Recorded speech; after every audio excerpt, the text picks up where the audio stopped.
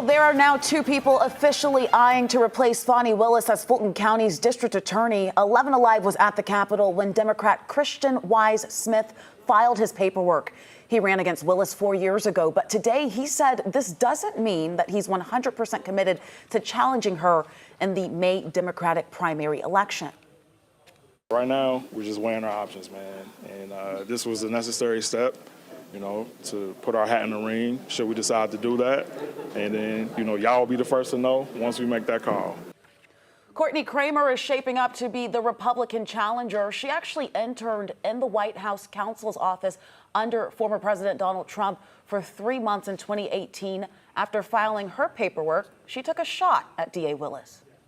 You should be prosecuting crimes, putting criminals behind bars, and keeping Fulton County safe. And I'm not scared to run against Fani Willis, but what I am scared of is the Fulton County I am seeing under her leadership right now.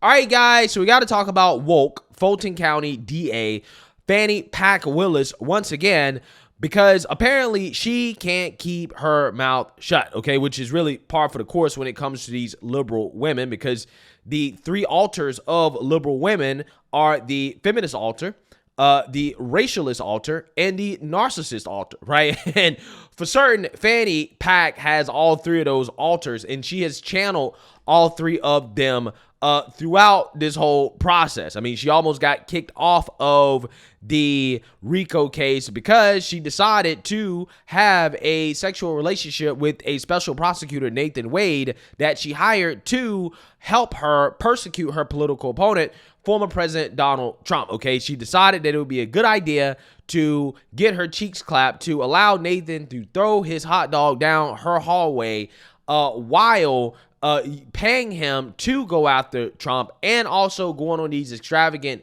vacations paid for by taxpayer dollars, while paying him a king's ransom to be a part of a case that he was not qualified for. Okay, I mean, this is clear and obvious corruption. It, in my opinion, was an actual conflict of interest. However, the cowardly judge, Scott McAfee, decided that no, there's not an actual conflict here. It's just an appearance of impropriety, which is not enough to disqualify Fani Willis, although there is a odor of mendacity, aka he believes that they're lying, okay? Specifically, he called out Nathan Wade as a liar, and he decided that, Fani doesn't have to step down, but if she doesn't step down, then Nathan Wade has to step down, okay? And of course, Nathan Wade stepped down, and also another part of his ruling was the discussions about Fani Willis and her race baiting openly in public, namely in black churches, where Fani Willis infamously played the race card, okay? Basically tried to say that the accusations against her wasn't because she was running around and engaging in 304 activities as a prosecutor, putting herself in this situation, a situation that she did not have to be in. No, it wasn't that. Had nothing to do with her own actions, okay? It had everything to do with racism, okay? Trump and his team and the Republicans and conservatives, they're just racist, right? They just don't like black women. They don't like Nathan Wade because he's a black man, and that's the only reason they have questions about the relationship in the first place. Again, it wasn't the appearance of impropriety or the fact that there could be in conflict, which in my opinion was there. No, it wasn't that, okay? It was race. Now, the judge ruled that although what she said was legally improper, it was not enough to disqualify her from the case, because her playing a race card in public could potentially taint the jury pool out in Fulton County and make it harder for President Trump and his co-defendants to have a fair trial. Now, you would think that somebody who's not a narcissist would understand that, hey, you know what? This case is on life support. Let me close my mouth, right? Let me stop talking about race. Let me do everything that I can to save this case after being humiliated by the fact that, hey, this case basically almost fell apart, and it still could fall apart. But no. She actually felt the need to come out and declare that, hey, I'm still going to talk about race, and what apparently is a shot at Judge McAfee, okay, in which she, again, is openly saying that she is going to defy the judge's orders that, hey, maybe you should stop talking about race because, you might end up with a gag order because you can't keep your mouth shut. Take a look. And it's hard out here always having to prove yourself 2 and 3 times. Recently, they tell me they don't like me to talk about race. Well, I'm going to talk about it anyway. Truth is, it's some challenges that come to being black. And I see so much greatness in this city that has so many great African-American leaders. And I appreciate all of the sacrifice that you all have had to make to be in these positions. So, Chief Meadows, thank you for your leadership. Thank you for having the intelligence to create an event like this where we recognize that you've had to go through a little more to serve. Yeah, so you heard that. That is Fani Willis seemingly defying the judge and basically saying, hey, I'm still going to talk about race because it's so hard out here to be black, okay? Now, why is she doing this? Well, she's doing this on purpose, right? She's doing this to try to paint herself as a victim, okay? She's trying to taint the jury pool so that people think that the accusations against her are because of racism. Again, she's been humiliated professionally, okay? And she's trying to save her reputation by casting doubt on the allegations against her and making the Trump team and their co-defendants look like racist, okay? And if they look like they're racist, that they're simply just attacking her because she's black, then again, that could psychologically affect the jury pool, okay? It can make it much harder for Trump to have a fair trial. It can make it easier for her to get a conviction. That is what she's trying to do, in my opinion, okay? And hey, I gotta say, it seems to be working in the sense that she has these woke preachers, propagandists, because I can't really call these people preachers.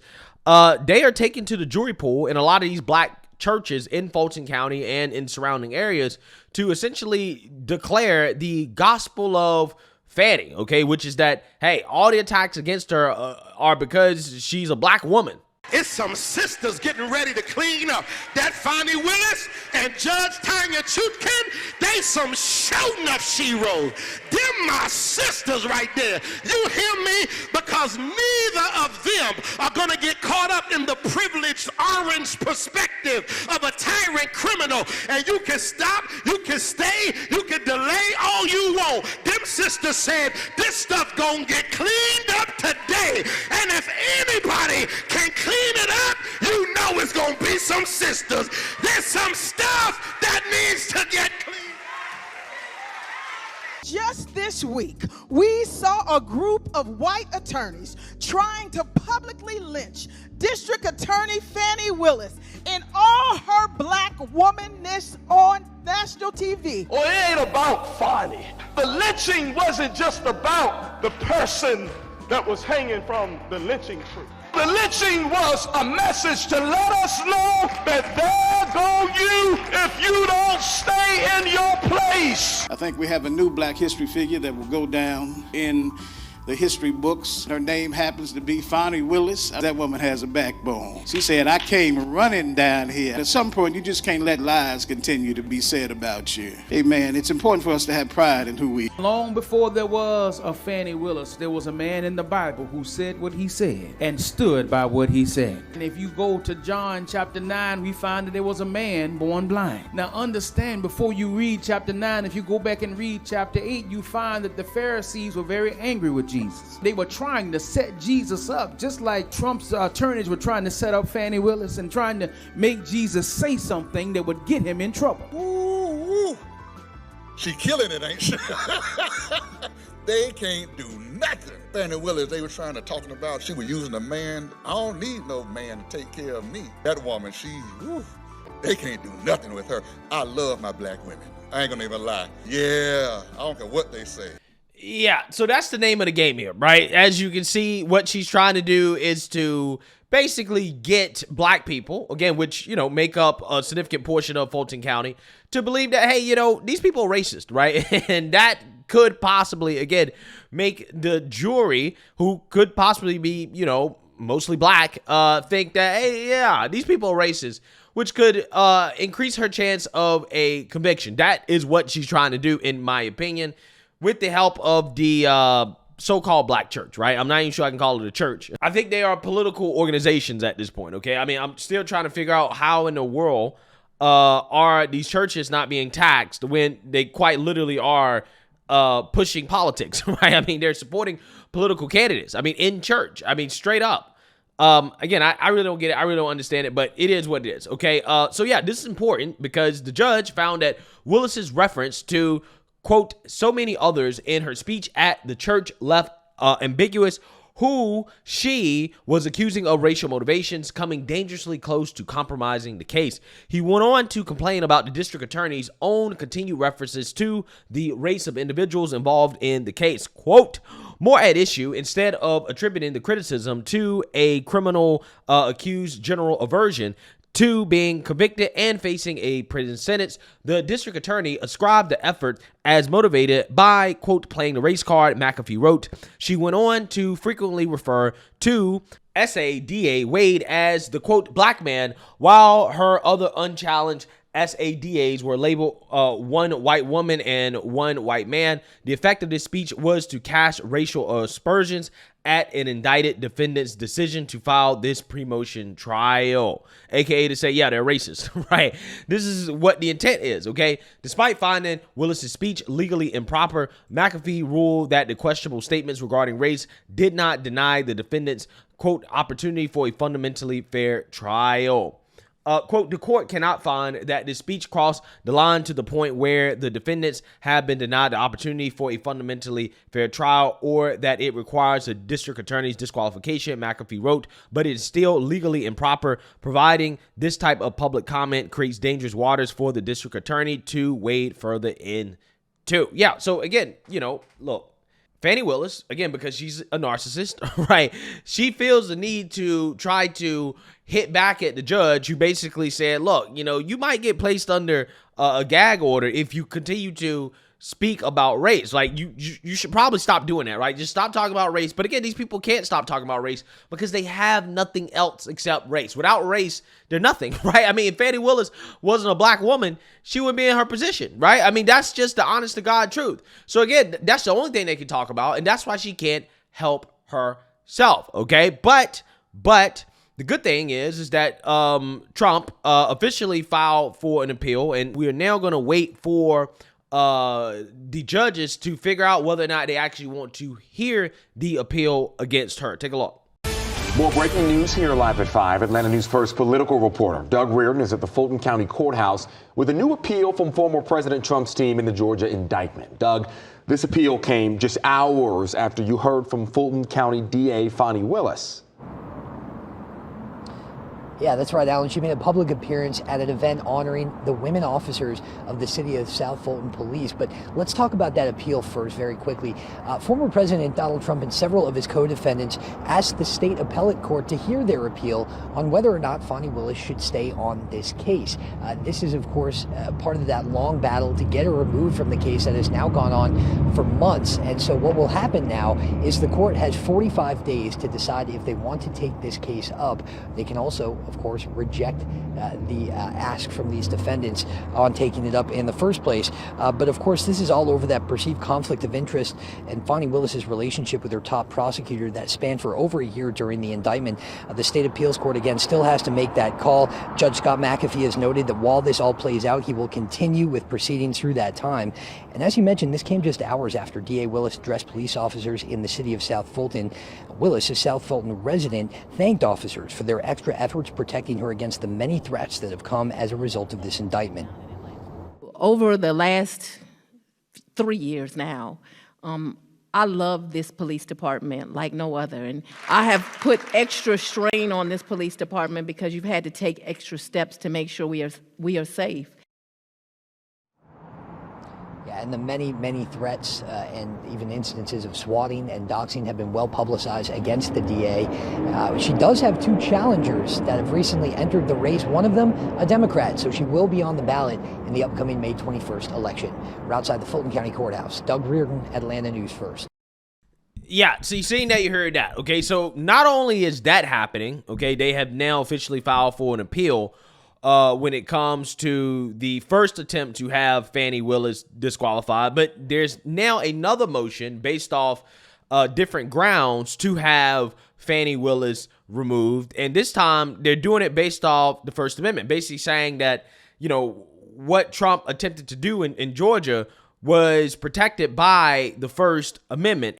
To Fox News Alert, today in Georgia, Donald Trump's election interference case will be back in court to hear motions from both sides. Meanwhile, DA Fani Willis firing back at Republicans seeking info about her use of federal funds, saying, quote, "Nothing you do will derail the efforts of my staff and I to bring election interference prosecution to trial so that a jury of Fulton County citizens can determine the guilt or innocence of the defendants." Our next guest initiated the push to remove Willis from this case against Trump and his co-defendants, and one of whom she represents. All right, joining us back with us again, attorney Ashley Merchant. Ashley, great to see you.